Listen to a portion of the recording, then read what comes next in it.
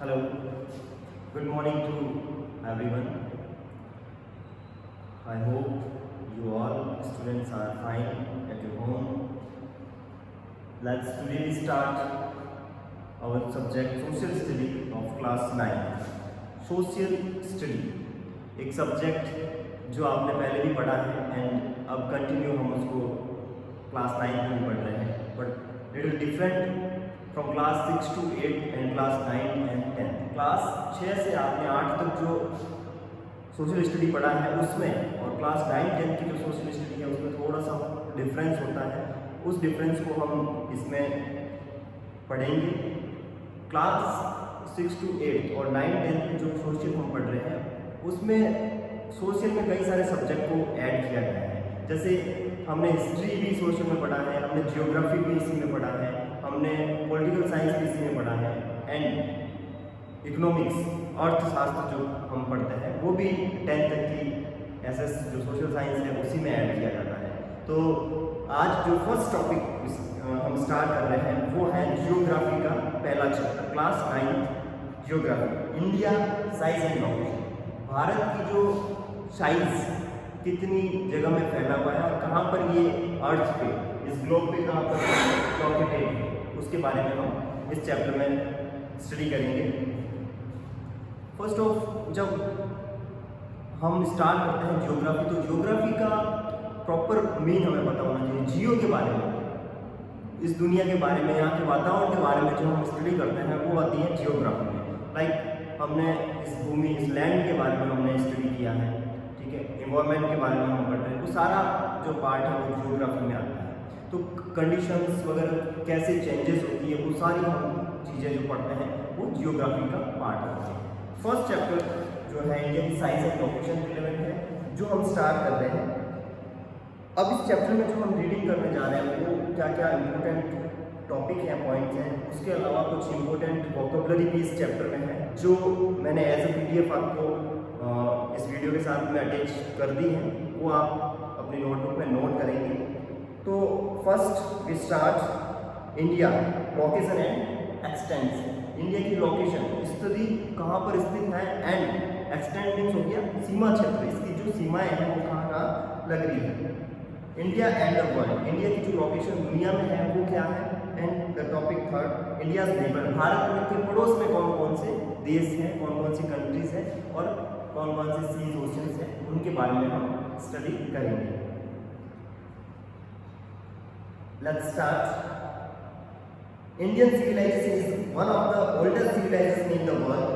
India has also been instrumental at the shaping of world history. Civilization means होता है सभ्यता. जो भारत की सभ्यता है वो दुनिया में सबसे प्राचीन सभ्यताओं में समझी जाती है. It has also been instrumental in the world shaping of the world history. दुनिया के जो इतिहास में है वो भारत की जो हिस्ट्री है वो अपना महत्वपूर्ण योगदान रखती है. बहुत बड़ा पार्ट दुनिया की हिस्ट्री में इंडिया की हिस्ट्री का भी रहता है. Some glossary is there. First, continent. What do you mean by word continent? Continent क्या होते हैं उसके बारे में फर्स्ट जो ग्लोसरी है उसमें दे रखा है. कॉन्टिनेंट मीन्स होता है महाद्वीप. अब महाद्वीप क्या होता है? कॉन्टिनेंट का मीन हिंदी में होता है महाद्वीप. What is the continent? A large area of land that is almost surrounding by oceans and usually consist of several countries. एक बहुत बड़ा भूमि का भाग that almost surrounding by oceans जो कि लगभग समुद्रों से घिरा हुआ है. भूमि का एक बहुत बड़ा भाग जो लगभग समुद्र से घिरा हुआ है. कॉन्सिस्ट ऑफ सेवरल कंट्रीज और उसमें कई सारे कंट्रीज भी मौजूद हैं तो उसको हम कहेंगे कॉन्टिनेंट, जिसको कहते हैं महाद्वीप. Second, hemisphere. One half of the earth.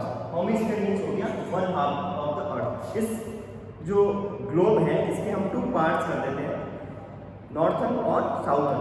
मतलब 2 भाग में, 2 गोलार्ध में इसको बांटा गया है, northern and southern. Hemisphere means समझ में आ गया. 2 पार्ट, एक बॉल समझ लीजिए, एक बॉल के 2 हिस्से, बीच में से इसको काट देते हैं, आधी ऊपर हो जाती है और आधी नीचे हो जाती है. तो दुनिया को 2 पार्ट में हमने बांटा है. ये उत्तरी भाग होता है, ये दक्षिणी, नॉर्थर्न एंड साउथर्न. नेक्स्ट है लेटीट्यूड। लेटीट्यूड मीन्स होता है देशांतर रेखा। लेटीट्यूड मीन्स होता है, सॉरी, लेटीट्यूड मीन्स होगा आपकी अक्षांश रेखाएं। अब इसको इजीली समझने के लिए मैं आपको बताता हूँ what do you mean by latitude. Latitude means होता है अक्षांश रेखाएं, जिनको कहते हैं लेटी हुई लाइन्स। ये जो है मैंने यहाँ पे कुछ लाइन्स ड्रॉ की हैं, आपको बारीक लाइनें दिख नहीं रही, मैंने अपने मार्कर से इस पर ड्रॉ की है। तो ये जो लाइन्स है लेटीट्यूड को समझने के लिए ये याद रखें कि जो लाइन्स लेटी हुई है, यहाँ से इस तरीके से जो लाइन्स चलती है वो होगी अक्षांश रेखाएं। Latitude and imaginary position on the earth और on a map of the world. ये इमेजिनरी पोजीशंस होती है, मीन्स इसका होता है काल्पनिक रेखाएं। कहीं पे भी ग्लोब पर यह हमें दिखती है, लेकिन वास्तव में इस अर्थ पर कहीं ये लाइंस ड्रॉ की हुई नहीं है, कहीं पे भी ये लाइंस खींची हुई नहीं है। That is only imaginary lines. इसको सिर्फ काल्पनिक लाइंस समझा जाता है। Measured at the angular distance to north और south of the equator. North और south of the equator. North यहाँ पे अच्छे समझे, नॉर्थ और साउथ, मतलब ये जो नॉर्थ और साउथ का जो डिफरेंस, गैप डिफरेंस है, इसको ये लाइंस प्रॉपर शो करती है। तो लेटी हुई लाइन को लेटीट्यूड कहेंगे। अच्छे से समझने के लिए ये वर्ड याद रखेंगे। लेटी हुई लाइन मीन्स लेटीट्यूड, और इसको हिंदी में कहते हैं अक्षांश रेखाएं। सेम ऐसे ही होती है लॉन्गिट्यूड। लॉन्गिट्यूड का मीन्स होता है देशांतर रेखाएं। लॉन्गिट्यूड मीन्स होता है देशांतर रेखाएं। अब इस ग्लोब पर देशांतर रेखाएं कहाँ है वो भी अच्छे से समझें। देशांतर रेखाएं ये है, लॉन्गिट्यूड आप ऐसे समझेंगे, जिनको ये लॉन्ग लाइन्स है ना, इनको हम कहते हैं लॉन्गिट्यूड। ओके, जो खड़ी लाइन्स होती हैं ये कहलाती है लॉन्गिट्यूड। लेटी हुई लाइन लेटीट्यूड और खड़ी लाइन्स होती हैं, लॉन्ग लाइन्स होती हैं लॉन्गिट्यूड कहते हैं, और उनको कहते हैं हम देशांतर रेखाएं। And imaginary position on the earth और on the map of the world measured at the angular distance to the east or west of the prime meridian। जो मुख्य मध्य रेखा है उसके ईस्ट और वेस्ट, ये हो गया वेस्ट और ये हो गया ईस्ट, पश्चिम और पूर्व के बीच का जो गैप बताने वाली रेखा है, इनको कहेंगे हम देशांतर रेखाएं, लॉन्गिट्यूड। ओके, नेक्स्ट है peninsula, a large area bounded by the sea on the three sides। Peninsula means होता है प्रायद्वीप। पेनिनसुला मीन्स होगा प्रायद्वीप। प्रायद्वीप का मतलब होता है एक लार्ज एरिया जो लैंड है, जैसे ये इंडिया है, इंडिया का ये मैप है, ये थ्री साइड से क्या हो गया, सी से घिरा हुआ, तो तीन तरफ इसके क्या ओशन है और ये एक लैंड का पार्ट है। तो ये जो कंडीशन है इसको हम कहेंगे प्रायद्वीप, पेनिनसुला। नेक्स्ट है prime meridian, an imaginary semicircular line joining the north people and the south people। North के पीपल और साउथ के पीपल को ज्वाइन करवाने वाली एक इमेजिनरी लेटी लाइन है। That passed over the Greenwich observatory near London. Greenwich एक सिटी का नाम है जो कि लंदन में है, उसके बीच से ये रेखा गुजरती है। इसको भी एक काल्पनिक रेखा माना गया है, इमेजिनरी लाइन माना गया है, जिसको हम कहते हैं प्राइम मेरिडियन। मीन्स होता है मध्य रेखा। The value of the meridian is taken to be 0 longitude. इसकी जो वैल्यू समझी गई है वर्ल्ड के इस ग्लोब पर को समझी गई है 0 longitude.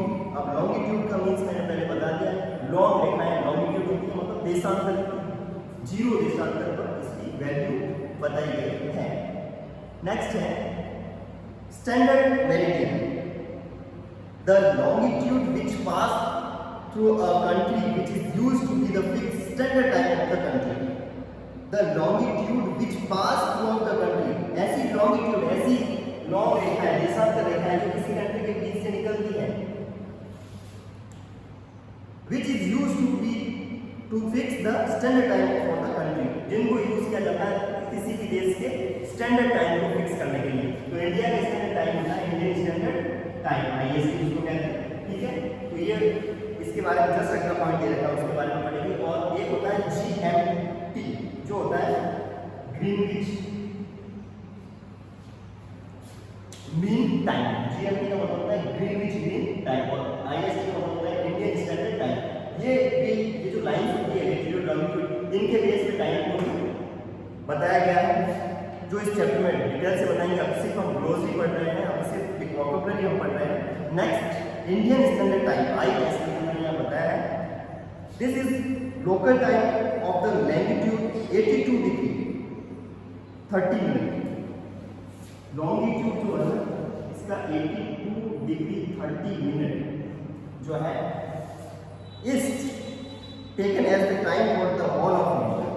Okay, E means east, जो कि इंडिया का टाइम बताने के लिए जो लोकेशन है लॉन्गिट्यूड पर वो है 82 degree 30 minutes.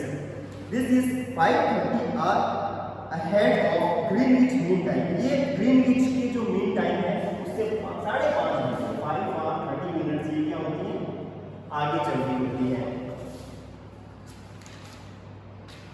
Strait, it is a narrow passage of water connecting two land area.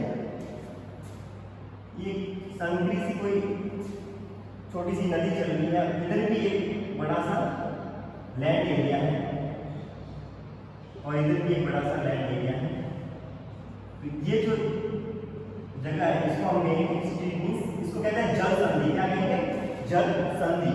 दो लैंड पार्ट को कनेक्ट करती है, वो लैंड एरिया को क्या करती है, कनेक्ट करती है, इसको कहेंगे जल संधि स्ट्रीट। फिर होता है नेक्स्ट वर्ड दिया हुआ है tsunami. It is a huge sea wave generated by the earthquake on the sea floor. समुद्र तट पर भूकंप के भयानक बड़े झटकों से क्या होता है, एक बहुत बड़ा सा भूचाल पहुंचता है, पानी की बड़ी बड़ी लहरें निकलती हैं, उनको कहते हैं सुनामी। पानी, समुद्र में पानी की लंबी लंबी लहरें आसमान में आकाश में उठती है और काफ़ी बड़ी, ये अपन समझ सकते हैं 50 फीट 60 फीट की भी इतनी बड़ी लहरें आ सकती हैं सुनामी में। तो इसको हम कहेंगे सुनामी। सुनामी पानी की लहरों को कहेंगे और वो बहुत खतरनाक होती है। इंडिया में जो इंडियन ओशियन है, ये जो है इंडियन ओशियन जिसको अपन हिंद महासागर कहते हैं, इंडियन ओशियन, यहाँ पर सितंबर 26, 2004 को सुनामी आई थी और वो बहुत विकराल रूप लेके आई थी। बहुत सारे लोगों के घर तबाह हो गए थे, कई जानें इसमें चली गई थी। तो ये इस तरीके से सुनामी जो है वो तबाही मचाती है। नेक्स्ट लास्ट टॉपिक है टर्पिक ऑफ कैंसर, मीन्स होता है कर्क रेखा एंड इमेजिनरी लाइन। ये भी क्या है, इमेजिनरी लाइन है। कर्क रेखा भी इंडिया के सेंटर पॉइंट से निकलेगी, इसके बारे में आपको आगे बताऊंगा। And imaginary circle on the earth surface running at N angular distance, जो कोणीय दूरी बनाती है। एंगुलर डिस्टेंस का मीन्स होता है कोणीय दूरी बनाती है 23 डिग्री 30 मिनट। 23 डिग्री 30 मिनट की जो कोणीय दूरी को बनाती है कर्क रेखा to the north of the equator, भूमध्य रेखा। भूमध्य रेखा के नॉर्थ ऑफ इक्वेटर का मीन्स होता है भूमध्य रेखा के 23 डिग्री 30 मिनट के डिस्टेंस पर। It is parallel to the equator and form of the northern limit of the tropic zone. उष्णकटिबंधीय क्षेत्र की उत्तरी सीमा को यह बताती है।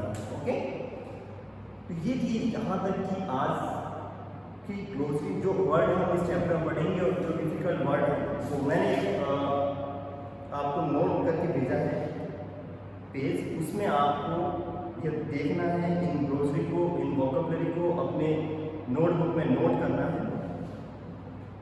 चैप्टर का जो नेक्स्ट पार्ट है हम नेक्स्ट क्लास में स्टडी करेंगे। आज का होमवर्क है वो अटैचमेंट में आपको साथ में भेजा जा रहा है। अच्छे से एंड गुड हैंड राइटिंग में आप अपना वर्क कंप्लीट करेंगे। Okay, thank you student.